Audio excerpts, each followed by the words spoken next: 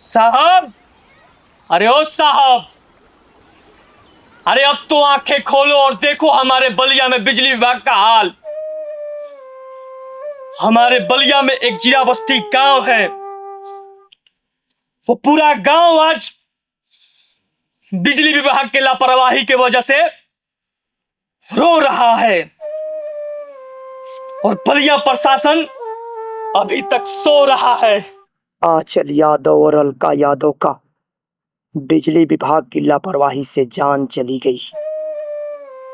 क्या बिजली विभाग उन बेटियों की जान लौटा सकता है? क्या उस बाप को उसकी बेटी दिला सकता है? क्या उस रोते हुए गांव को हंसा सकता है? अरे ये क्या हंसाएंगे भैया, ये बिजली विभाग है। ये हमें पहले भी रुलाते थे और ये हमें आगे भी रुलाएंगे। हमने कानून अंधा होता है ये तो सुना था, लेकिन बिजली विभाग भी अंधी है, बिजली विभाग बहरी है, ये हमने आज देख लिया। अरे बिजली विभाग वालों, चुल्लू भर पानी लो और उसमें डूब मरो, क्योंकि तुम लोगों को तो अपनी कमी अभी भी नहीं दिखती होगी।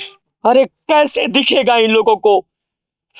कोई इनकी बेटियां थोड़ी मरी है, वो तो हमारे जीरा बस्ती गांव की बेटियां मरी है, हमारी बलिया की बेटियां मरी है। अरे इनका आंख तो तब खुलेगा जब इनकी लापरवाहियों के वजह से इनकी बेटियों का जान जाए, इनकी बेटियों का जान जाए। तो इंतजार करो बिजली विभाग वालों, जो बोओगे वही काटोगे, वही काटोगे। आज तुम्हारी लापरवाहियों की वजह से हमारी बच्चियों का जान गया है, तो कल तुम्हारी ही लापरवाहियों की वजह से तुम्हारी भी बच्चियों का जान जाएगा, जान जाएगा। देख लिए ना, जिला के तत्कालीन मालिक डिस्ट्रिक्ट मजिस्ट्रेट श्री मंगला प्रसाद जी कि बलिया का बिजली विभाग कितना काबिल है, कितना काबिल है, कितना होनहार है, कितना होनहार है, कितना अपने काम के प्रति निष्ठावान है, निष्ठावान है। मैं करोड़ों रुपया बलिया के लोगों से भीख मांग के इन बिजली विभाग वालों को दे दूंगा, दे दूंगा। कहिए हमारे बच्चियों का जान लौटा दे। क्या लौटा सकते हैं? क्या लौटा सकते हैं? पूछ रहा हूं मैं आपसे, पूछ रहा हूं मैं आपसे। पूछिए आप मंगला प्रसाद जी, आप अपने बिजली विभाग के अधिकारियों से, क्या लौटा सकते हैं हमारे बच्चियों का जान? आज जीरा बस्ती आपसे पूछ रहा है, पूछ रहा है। ये बागी बलिया की धरती आपसे पूछ रहा है, पूछ रहा है। अरे आज मिट गई उस बाप की हस्ती, बाप की हस्ती। डुबा दिए बिजली विभाग के लोग उस परिवार की कश्ती। उन लड़कियों का बाप उन्हें जिला के सबसे बड़े स्कूल में पढ़ाता था। एक को डॉक्टर तो दूसरे को आईएएस अफसर बनना था। उनका पढ़ाई में कड़ी मेहनत ये बताता था। अब वो बाप किसको डॉक्टर या आईएएस ऑफिसर बनाएगा? जब वो ड्यूटी से घर आएगा तो किसको बेटा बेटा बुलाएगा? वो माँ ये बात सुन के किस हाल में पड़ी होगी? क्या दोबारा वो कभी अपने पैरों पे खड़ी होगी? अब किसके लिए वो माँ रोटियां बनाएगी? अब किसको अपने हाथों से वो रोटियां खिलाएगी? अब किसको वो बताएगी कि उसकी बेटियां स्कूल गई हैं, स्कूल गई हैं, जल्द लौट के आएंगी, जल्द लौट के आएंगी। वो बेटियां तो पढ़ के स्कूल से घर ही आ रही थी। कोई डॉक्टर बनेगी तो कोई आईएएस बनेगी। ये गाना गा रही थी, ये गाना गा रही थी। बीच रोड पे पानी में गिरा था बिजली का तार।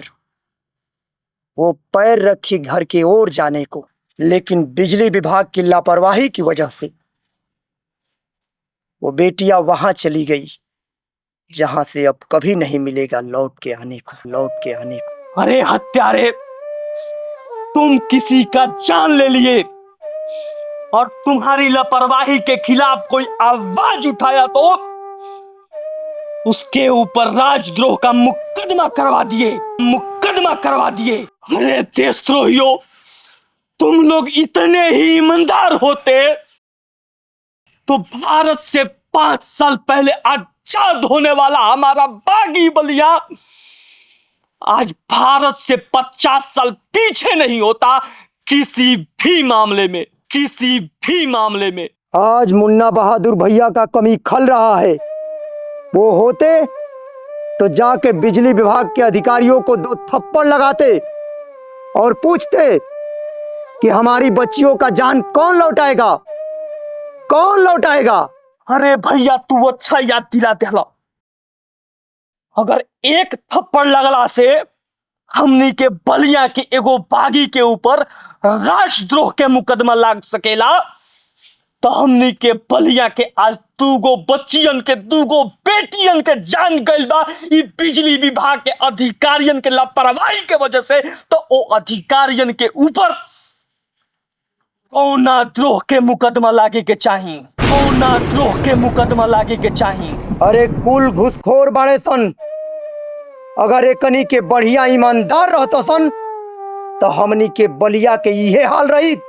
योगी जी बताई, का रउआ राज में हमनी के बलिया ना पड़ेला?